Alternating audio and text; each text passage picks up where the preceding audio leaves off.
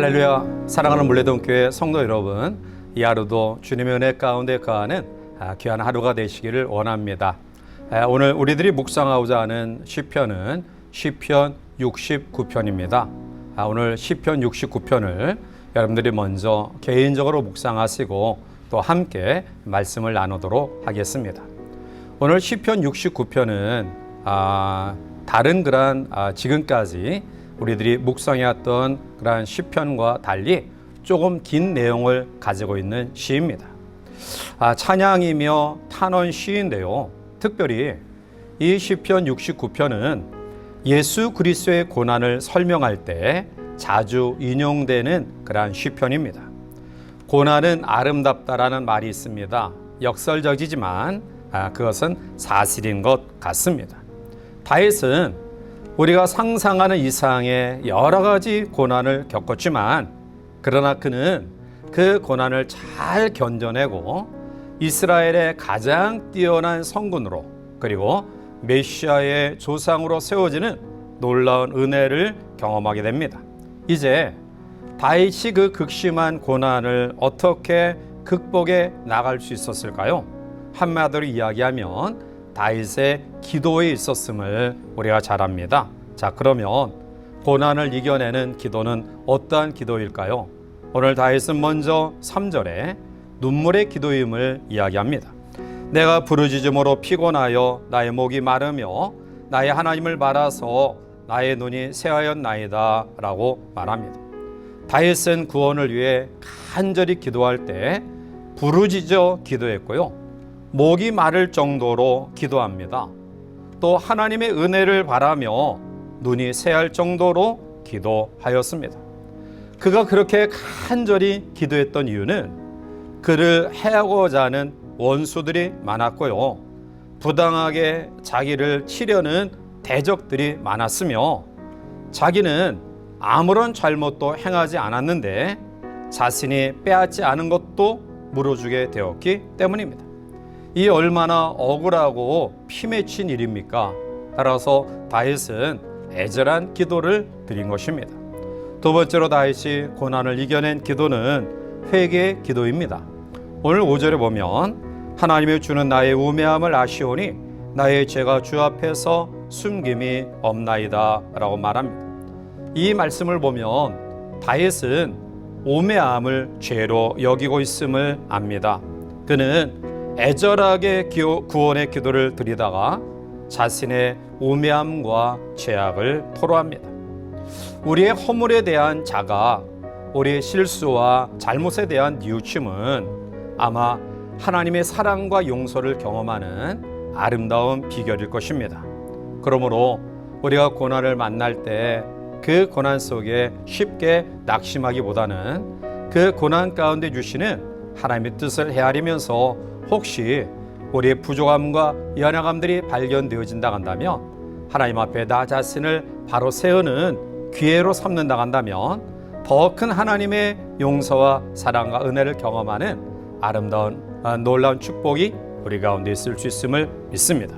세 번째로 다윗은 이웃을 위한 기도를 드립니다. 6절에 보면 주 만군의 여호와여 주를 바라는 자들이 나를 인하여 수치를 당하게 하지 마옵소서.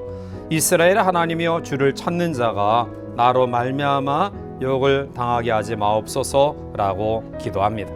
다윗은 하나님을 바라는 사람들이 혹시 자기 때문에 수치와 욕을 당하지 않게 해달라고 하나님께 기도합니다. 극심한 고난 가운데서도 자기가 당하는 그 아픔 속에서도 이웃을 생각할 줄 아는 마음, 이것이 다윗으로 하여금 성군으로 세워지는 놀라운 축복의 요소가 아닌가 생각해 봅니다. 사랑의 폭을 넓히지 아니하고는 하나님의 사랑을 우리가 충만히 받을 수 없습니다. 그러므로 오늘 우리의 기도의 폭을 좀 넓혀서 나 자신, 우리의 가정만을 위한 기도가 아니라 우리 주변에 함께하는 사람, 또 이 사회 그리고 민족과 열방을 품는 기도를 통해서 우리 주어진 고난까지 이겨나가는 놀라운 승리가 있기를 바랍니다.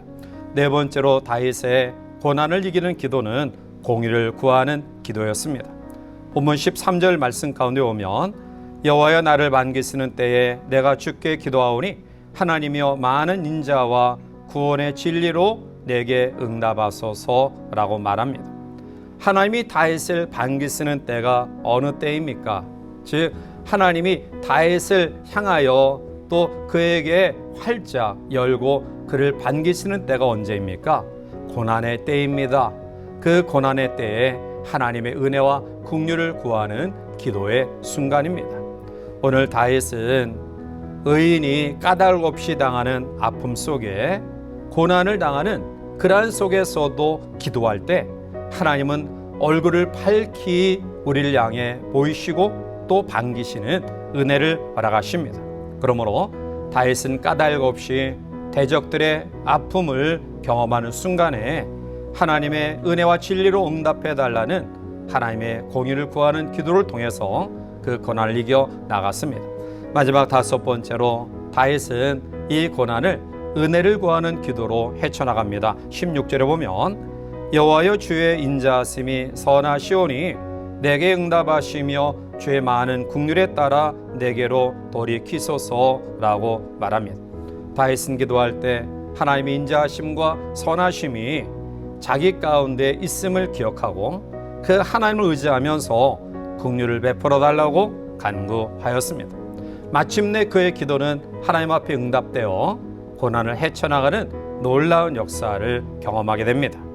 고난을 극복한 삶은 아름다운 시보다 더 아름답습니다. 그것은 고난 자체가 아름답다라는 것이 아니라 그 고난을 믿음으로 잘 대처해 나가 성숙한 신앙으로 세워졌기 때문에 아름답다라고 이야기하는 것입니다.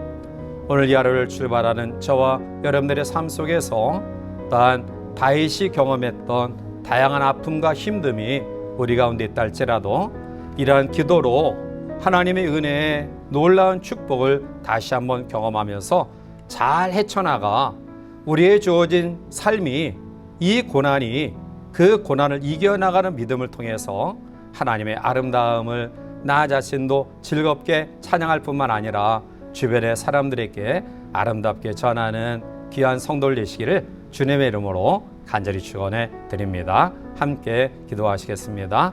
사랑의 하나님, 우리가 우리의 주어진 삶을 살아가는 여정 속에 또 우리가 바르게 살고 또 정직하게 살고 믿음으로 살아도 여러 가지 예기치 못한 어려움이 있음을 주님 앞에 고백합니다. 그러나 고난이 중요한 것이 아니라 그 고난을 대처해 나가는 믿음입니다.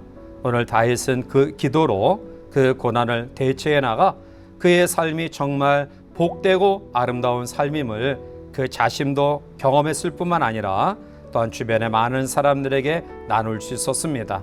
따라서 귀한 성도들의 고난을 대처해 나가는 믿음의 삶을 통해 우리 자신도 기쁨과 감사가 있을 뿐만 아니라 주변의 사람들에게 용기와 위로와 능력을 나누는 복된 삶 되게 인도하여 주시옵소서. 예수님의 이름으로 감사하며 간절히 기도하옵나이다. 아멘.